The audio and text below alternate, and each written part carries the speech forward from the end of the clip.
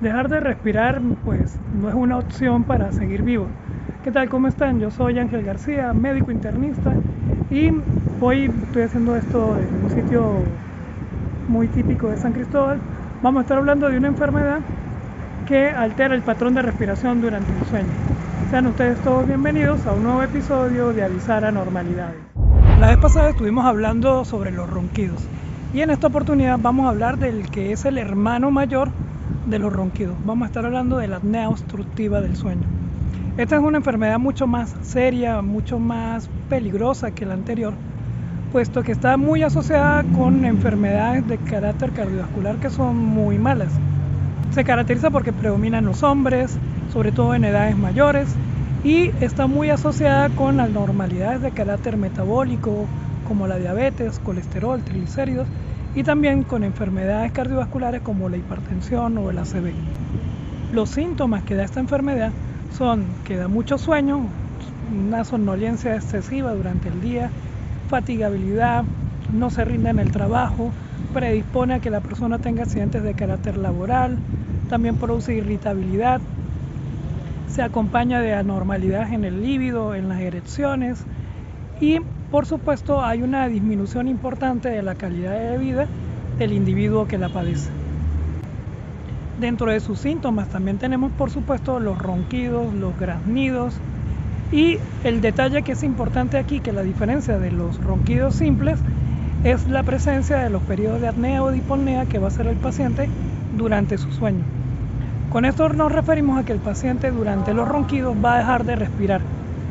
Esto, dependiendo del número, de la duración que tenga, pues lo que va a permitir tener la gravedad de la enfermedad. Por eso es que hay que realizar un examen especial que se llama polisonografía, que permite determinar qué tanto caen los niveles de oxígeno en sangre, qué tanto duran estos periodos en que el paciente no respira, para poder determinar no solamente el tratamiento, sino la severidad de la enfermedad. La enfermedad se puede acompañar de algunos signos visibles de que ella está presente. Aquí tendremos a la obesidad, las anormalidades que pueden haber en cuanto a la parte facial de la persona. Por ejemplo, si tiene una mandíbula pequeña, retraída, si tiene el tabique nasal desviado, si hay hipertrofia de cornetas, si tiene un cuello grueso, corto, pequeño, eso también puede orientar a la existencia de la enfermedad.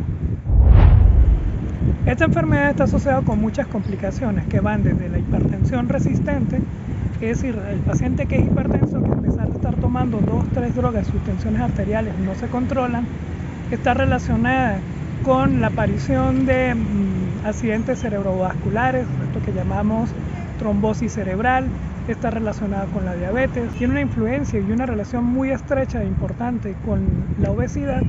También está asociada con enfermedad coronaria, con infarto, relacionada con diabetes, con hipertensión pulmonar y con insuficiencia cardíaca.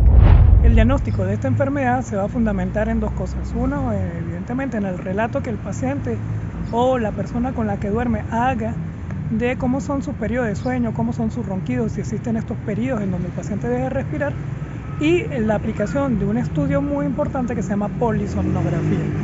En este estudio lo que permite ver es, por ejemplo, cuántas veces a la noche el paciente se despierta, cuántas veces cae la saturación de oxígeno en sangre, cuántas veces ronca, cuántas veces deja de respirar. Y precisamente todos estos datos que nos arroja el estudio es lo que permite establecer el tratamiento en cuanto a los equipos que pudiéramos utilizar, la severidad en función del número de episodios en los cuales la persona deja de respirar o en los cuales cae la saturación de oxígeno en sangre, ¿no?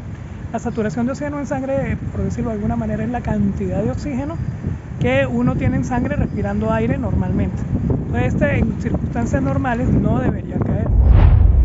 Aquí el tratamiento va a ser sencillo porque vamos a tener básicamente 3 opciones, que son las medidas dietético-higiénicas, la colocación del CPAP, BPAP o EPAP, dependiendo de lo que sean los requerimientos de la persona o su disponibilidad de conseguirlo, y también vamos a tener las cirugías.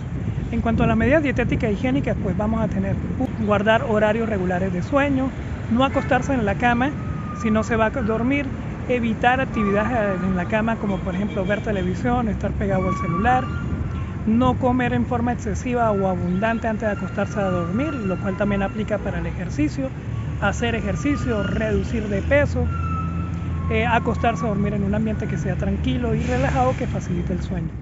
En esta medida también tendríamos que evitar el consumo de alcohol y el consumo de benzodiazepinas.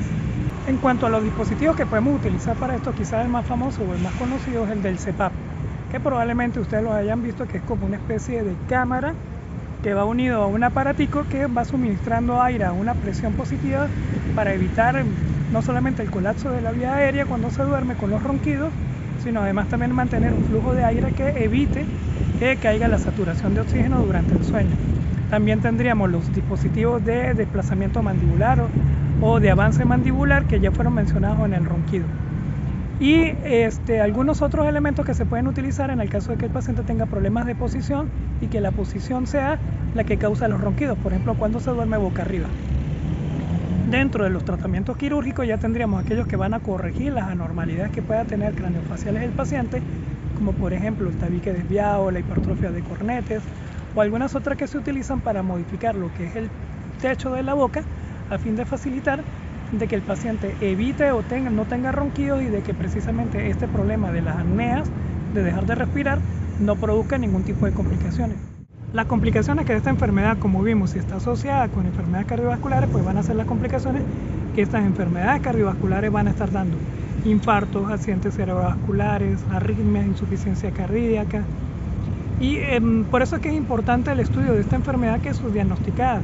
En los estudios se ha visto que incluso hasta 3/4 partes de los pacientes que sufren de esta enfermedad no son diagnosticados. Y es una enfermedad que es fácilmente detectable y que su tratamiento comparte el mismo tratamiento de las demás condiciones. El perder peso, el ser más activo, pues va a tener un impacto importante.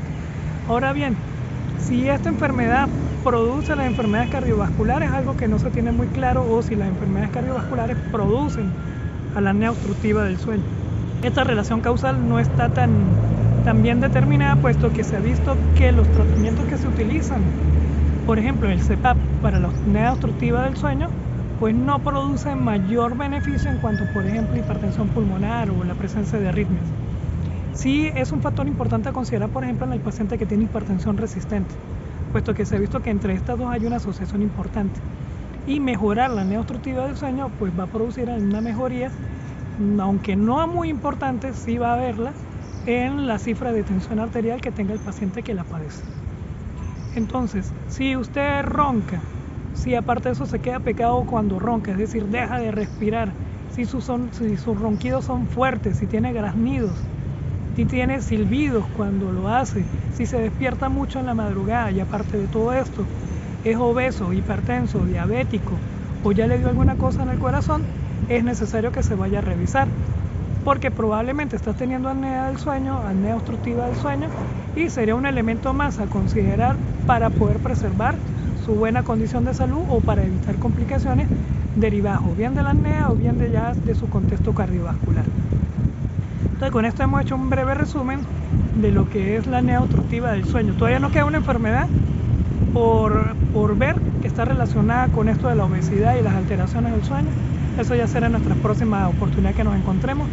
Por haberme acompañado, estoy supremamente agradecido. En la descripción del video les voy a dejar algunos enlaces que pueden ser de su interés y nos veremos en un nuevo episodio de Avisar Anormalidades. Chaito.